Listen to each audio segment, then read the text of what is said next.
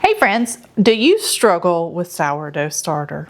Are you frustrated with the whole process? Are you ready to throw out the whole dang thing? The jars, the flour, and your hopes and dreams of ever being able to get this thing to bubble and do what it's supposed to do? Well, fret no more. I'm going to show you how to go from this jar of just flour and water to this bubbly, delicious, active starter. We're going to go from day 1 to day 7, and I'm going to show you that you can make this and this with 7-day-old starter. I promise. If I can do it, so can you.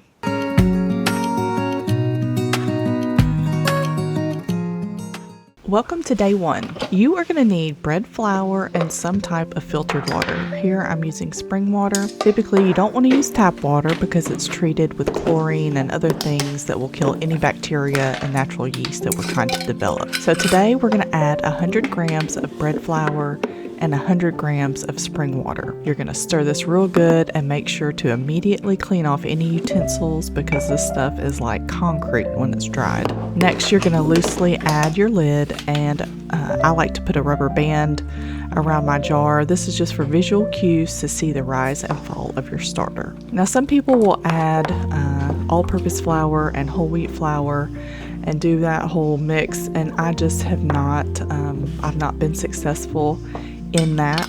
Bread flour has been my go-to way. It has worked for me, so this is what I'm teaching you.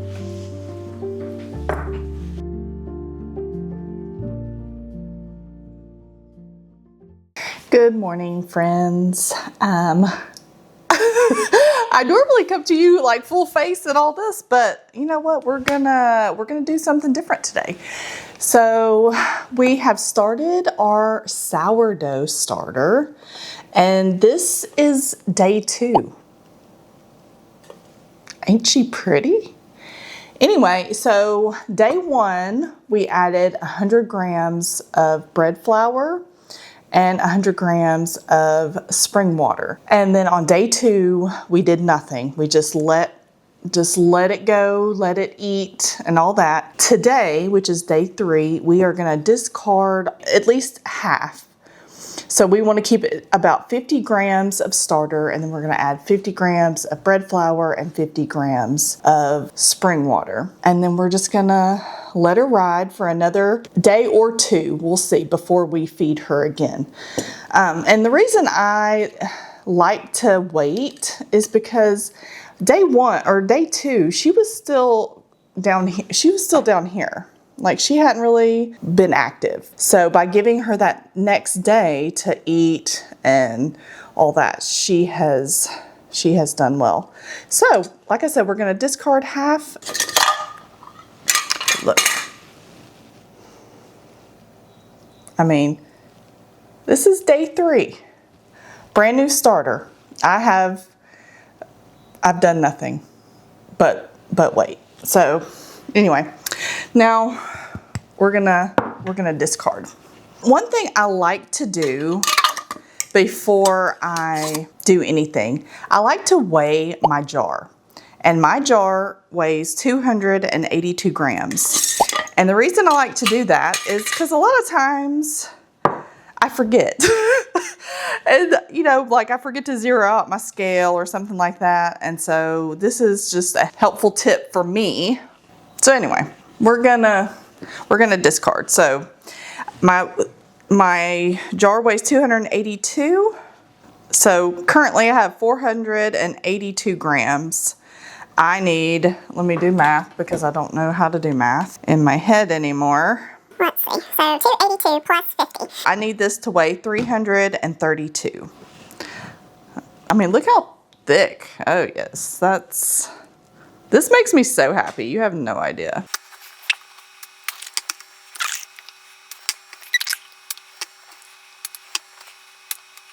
We're at 330, but that's okay. All right, so I'm gonna zero my scale. And remember, we're just doing 50 today. So I'm gonna do 50 grams. We're just trying to get her strong. And we need to come up with a name for her. Okay, 50. And then I'm gonna zero it out again. And then we're gonna add 50. And this is just room temperature, 52. All right, so I'm gonna add a couple more grams of flour. Okay. And then we're just gonna stir this up.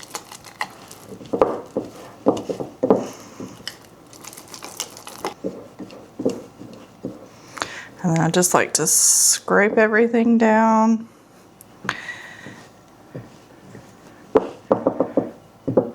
All right, and let's just roll our rubber band down. Okay, and like I said, we're gonna let her sit overnight. Check on her tomorrow. And I just put that on there and just sit that there. That way, if it explodes, it's gonna explode out and not explode my jar. Okay, all right. We will see you we'll see you tomorrow actually. So we are on day 4. The starter has risen and fallen. She's very liquidy. I think I'm gonna call her, I don't know. I still don't have a name. Anyway, it doesn't matter. What I'm gonna do now, I've stirred it up and now I'm just gonna discard all but 50 grams. I know that my container weighs 282 and I'm just gonna do 50 grams of water and 50 grams of flour. I need 332 grams left in here. I'm gonna keep that on. Now, I'm gonna zero that out and then I'm just gonna add my 50. So there's my 50. And now I'm gonna pour in my 50 grams of water. Depending on how warm it is in your house, if it rises really quickly, if you want, you can do 2 feedings in a day, like if it starts getting really hungry. And usually how you know that is there's a lot of liquid on top, or it will be very liquidy. So usually a good starter that's ready for bread making is real thick. And if you try to do it every day at the same time, I feel like that's best. Okay, so everything's mixed up. Like I don't even really have to move my rubber band because I'm right where I need to be. Get everything in there. All right, now we're just gonna put the lid on. And again, I'm just resting that on there and then we're gonna let it go another day. We'll start feeding it daily. Today's the 4th day. On the 6th day, we'll do a feeding in the morning and then a feeding at night. And then we'll see how she does. We might be able to bake the following day.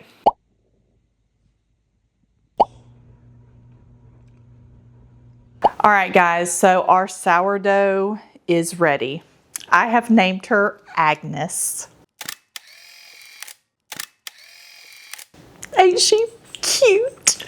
Anyway, this is after 7 days. She is bubbly and she's got that sweet sourdough smell.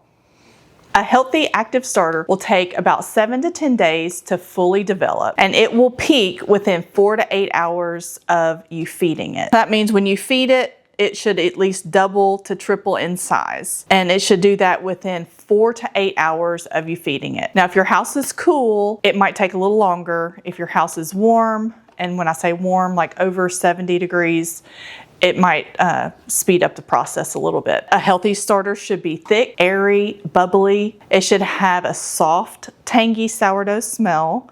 Now, as it develops and matures, that smell will become stronger. But in the beginning, it should just have a faint, slight smell.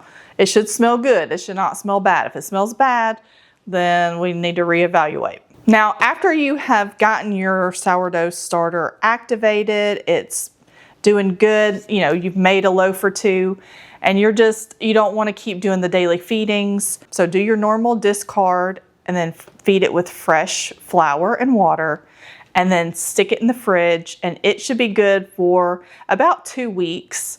It will start breaking down over time. So to keep it active, it's best to pull it out discard and then add the fresh ingredients. But we're gonna do a whole deep dive on all that in another video. Thank you so much for tuning in today. I hope that you learned something. I hope that you are confident in your sourdough making skills. If you have any questions, anything like that, please comment below.